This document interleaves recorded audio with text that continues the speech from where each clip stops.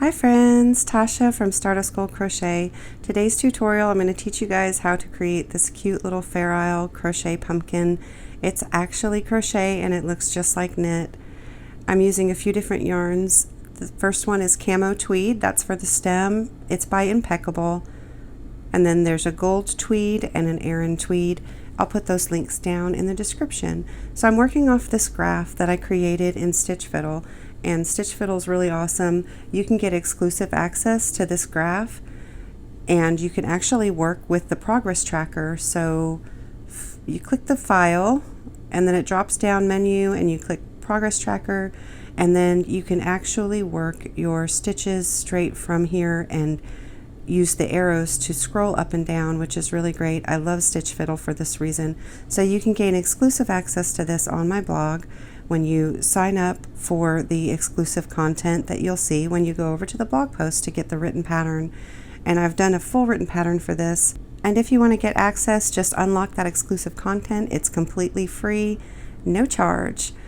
And this is how it works, and it makes it really great because it highlights the line you're on and you can easily see the patterns and it looks less intimidating. It makes it very easy to understand. Fair Isle is confusing to some people. It looks very confusing, but it's actually pretty simple. You just follow the chart. You can zoom in and out. It's great. And once you finish it, you realize, wow, that was a lot easier than I expected.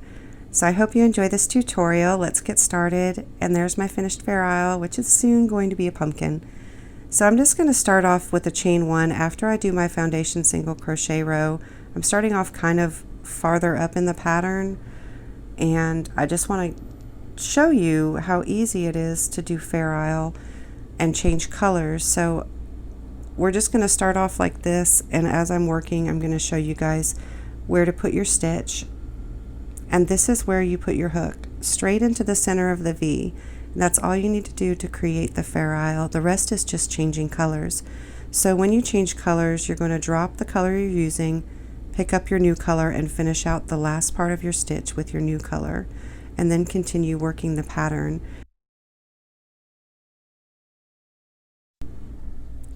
So as you're making your color changes, you want to change out the last part of your stitch with your new color, and since they're single crochets, you're going to be doing that a lot throughout your Fair Isle pattern.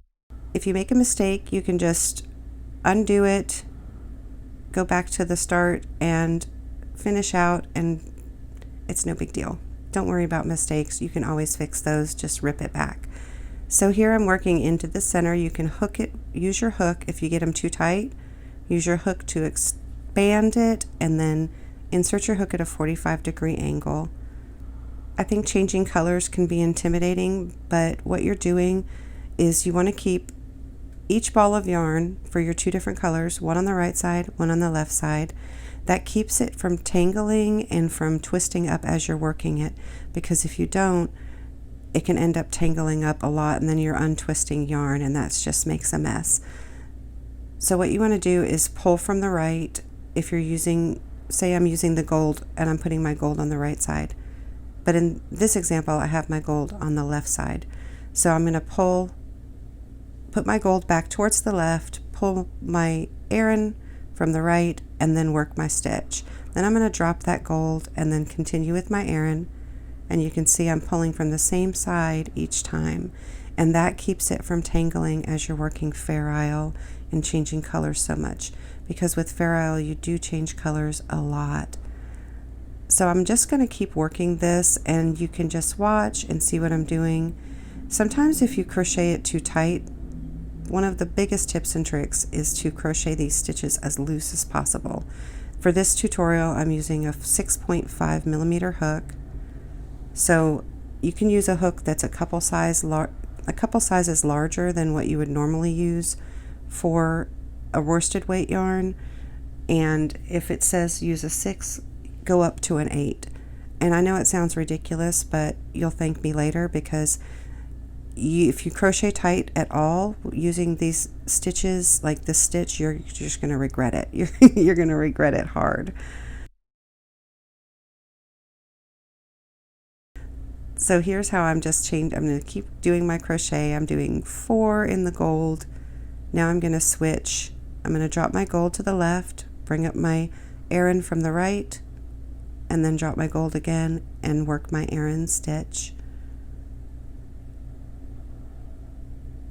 And see, don't forget, because sometimes it's so easy to just finish that crochet, the single crochet, but this is what we have so far.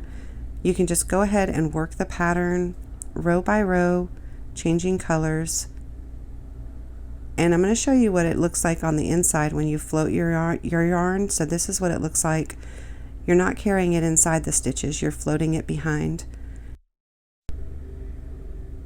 And for this pattern I actually used a seam, and I worked into the chain 1 for my joins, and then I chained 1 at the beginning of each round. But you can do a seamless and just mark your first stitch of each round with the stitch marker so you don't lose your place.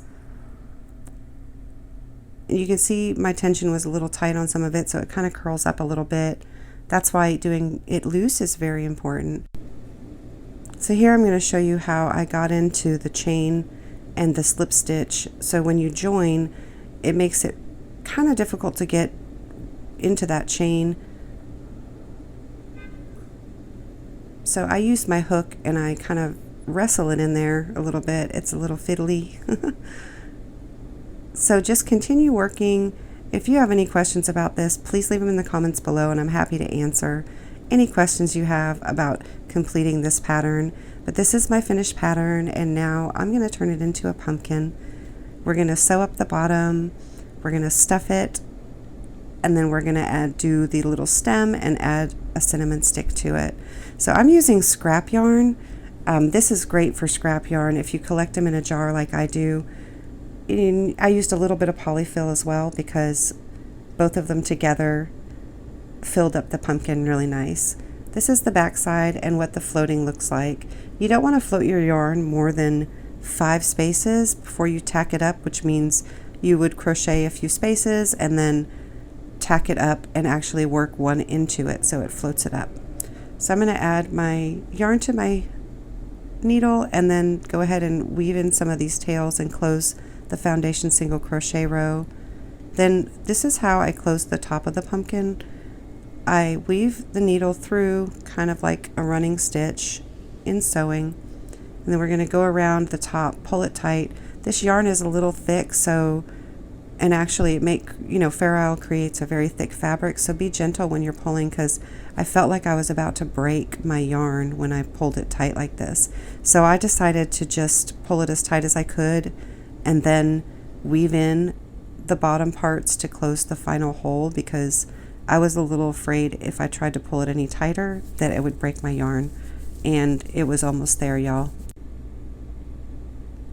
So now I'm going to go ahead and stuff it. I can't really see if this is the top or the bottom yet, so once I figure it out, we're going to look at the V's and see which one is the top and which one is the bottom.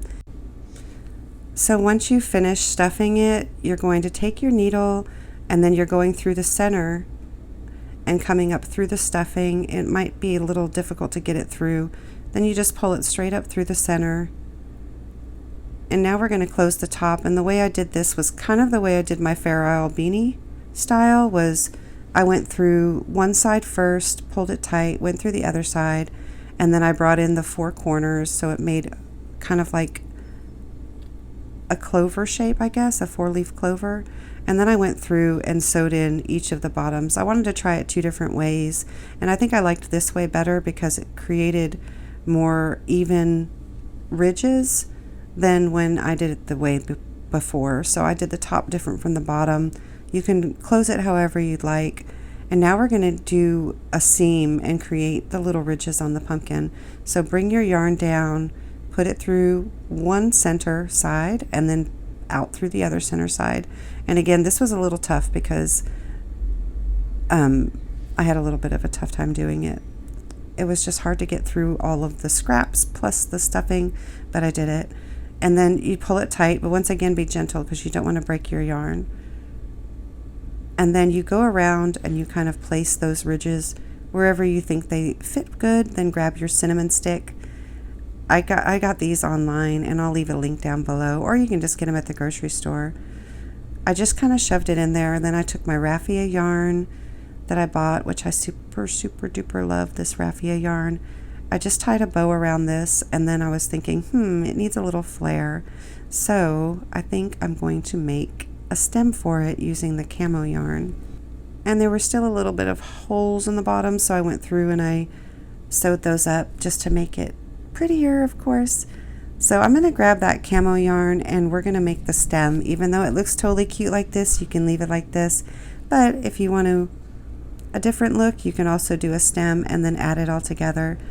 So here we're going to do a slip knot with your camo yarn, and I chained 1, 2, 3, 4. See how tall you want it. 5, 6, 7. Is that tall enough? Yeah, I'd say. So I did 8, and then I'm going to work, I guess one more, and do a half double crochet into the second chain from the hook and across. So this is really flexible. You can just create however many chains you want, and when you do it like this, it actually creates a little bit of a curve naturally with the stem. So I always wondered, like, how do they look like that? How do they get the stems like that? And then I realized that it just kind of curls up by itself, which is really awesome. So I'm just doing half double crochets across in each chain, and then I'm going to pull my yarn out. See how it kind of curls up by itself? I'm going to pull the yarn out, cut it, and you can use those tails to weave in to the pumpkin.